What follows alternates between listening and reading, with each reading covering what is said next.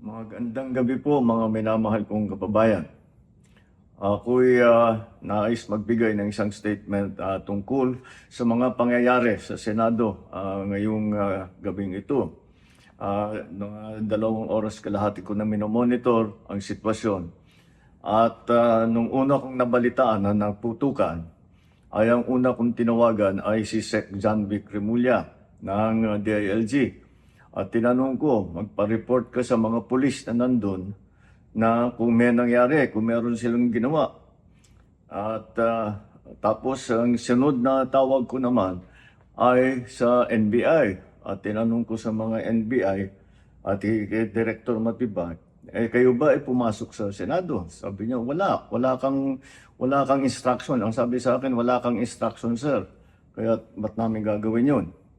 Kaya masasabi ko sa ating mga kababayan, yung nakikita po ninyo na naka-uniforme sa loob, sa mga sa news, ang mga naka-uniforme doon, 2 klase. Yung PNP, police, na naka-duty sa Senado. Nandoon sila para bantayan ng Senado, para mag-crowd control, para mag-secure ang Senado.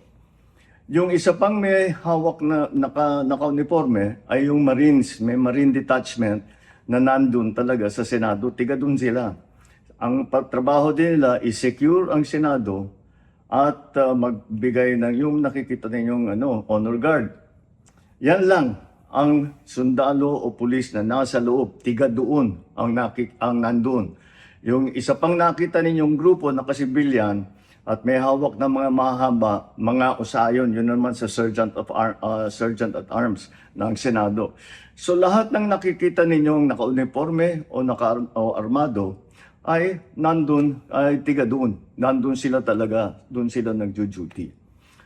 At isa pa ay nais kong maibida sa inyong lahat, wala pong instruction kahit na kanino na hulihin si Senator Bato.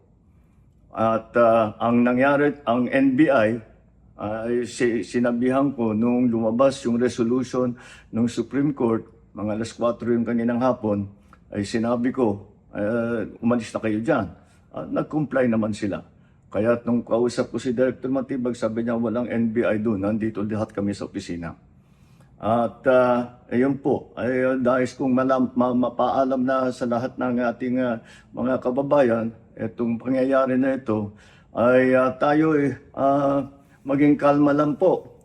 Nakausap ko na si Senate President Alan Cayetano at nag-agree kami. We agree that the thing to do now is to tell our people all to calm down.